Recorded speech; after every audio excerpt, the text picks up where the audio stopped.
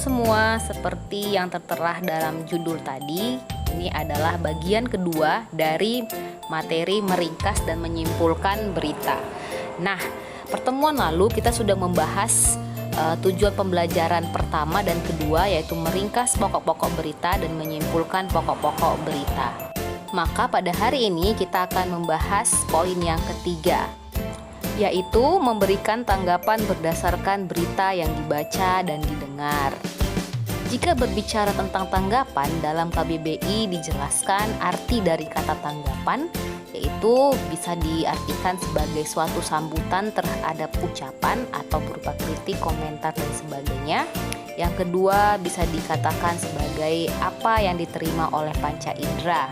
Tanggapan juga bisa diartikan sebagai suatu pertunjukan atau tontonan yang biasa atau disebut dengan istilah ditanggap. Namun untuk materi kali ini kita pakai arti tanggapan yang pertama, yaitu sambutan terhadap ucapan atau berupa kritik, komentar, dan sebagainya.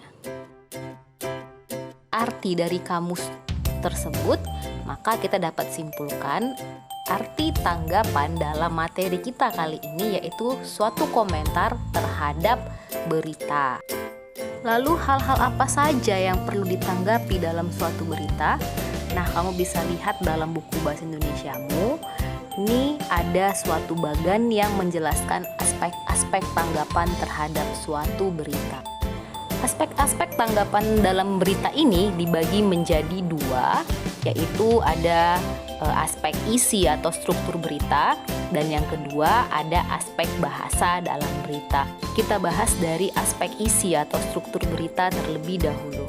Pada aspek isi atau struktur berita, ada dua hal yang dapat dikomentari. Yang pertama, tentang kebenaran isi berita, yaitu berupa informasinya, apakah teruji kebenarannya atau tidak, atau sesuai dengan sifat dari berita itukah, yaitu aktual dan faktualkah atau tidak.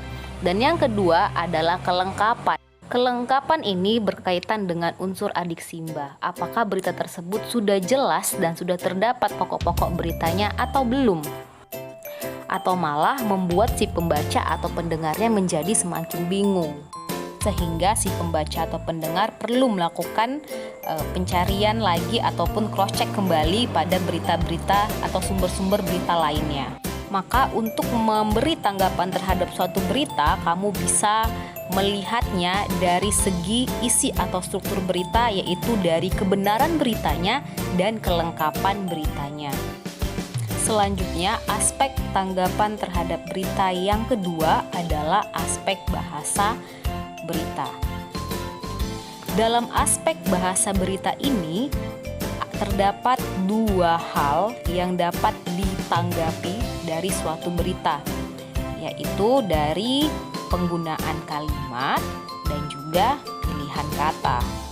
Dalam suatu berita, tak jarang ditemukan kalimat-kalimat dalam berita tersebut terkesan berbelit-belit sehingga pembaca sulit untuk memahami berita tersebut, dan juga sering terjadi pengulangan kalimat yang membuat bahasanya kurang efektif. Jika kamu menemukan berita dengan bahasa yang demikian, maka kamu bisa memberikan tanggapan dari penggunaan kalimatnya. Lalu, kalau pilihan kata ini berkaitan dengan istilah-istilah dalam berita. Kita tidak jarang menemukan istilah-istilah sulit dalam suatu berita. Karena dalam berita biasanya para penulis berita banyak menggunakan pilihan kata, yaitu kata teknis atau istilah-istilah dalam bidang tertentu. Namun dengan menggunakan banyaknya istilah-istilah, terkadang membuat pembaca juga menjadi bingung. Karena berita itu dibaca oleh banyak orang, maka sebaiknya bahasanya pun digunakanlah bahasa umum atau yang sederhana saja. Jika kamu menemukan berita yang menggunakan pilihan kata terlalu banyak menggunakan istilah sehingga membuat kamu bingung, kamu dapat memberikan tanggapanmu terhadap berita tersebut. Maka sekali lagi saya tegaskan, dalam memberi tanggapan terhadap berita, kamu bisa menanggapinya dari segi isi atau struktur berita dan juga bahasa berita. Sekarang mari kita perhatikan contoh tanggapan berita berikut ini. Kita perhatikan kalimat A dan B ini masuk ke dalam aspek tanggapan berita yang mana? Apakah isi atau bahasanya yang ditanggapi? Kita mulai dari poin A. Saya kira informasi yang disampaikan berita itu cukup akurat karena isinya tidak jauh berbeda dengan informasi-informasi yang disampaikan sumber berita lainnya. Aspek apakah yang ditanggapi? Yang ditanggapi adalah aspek isi atau struktur berita, yaitu tentang kebenaran beritanya. Sekarang kita lihat kalimat B. Informasi yang disampaikan berita tadi malam masih diragukan kebenarannya. Setelah saya cross-check dengan berita dari sumber lainnya, ada yang berbeda, terutama di dalam penyampaian informasi jumlah korban. Jumlah korban tidak sebanyak dengan yang diinformasikan dalam berita itu.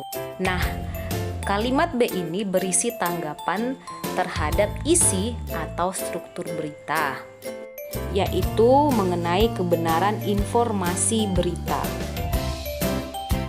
Sekarang kita lihat kalimat yang ada pada poin C. Bahasa yang disampaikan berita itu cukup jelas. Sebagai pendengar, mudah untuk memahami informasi yang disampaikan penyampai berita.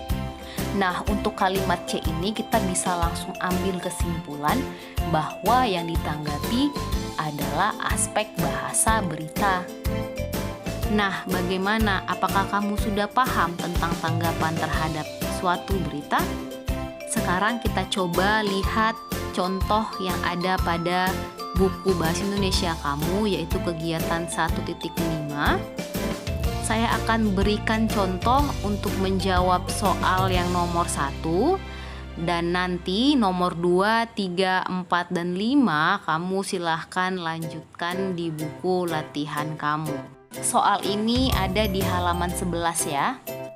Untuk pertama sekali silahkan baca instruksi soalnya. Kita sama-sama baca. Manakah contoh tanggapan yang berkaitan dengan isi suatu pemberitaan? Ingat ya, kamu diminta untuk memberikan tanda centang pada contoh tanggapan yang berkaitan dengan isi. Dengan isi ya. Kita langsung lihat pada soal nomor 1. Informasi yang disampaikan dalam berita itu berbelit-belit. Banyak pengulangan kata yang menyebabkan pendengar bingung. Dalam kalimat kedua terdapat pengulangan kata dituliskan di situ.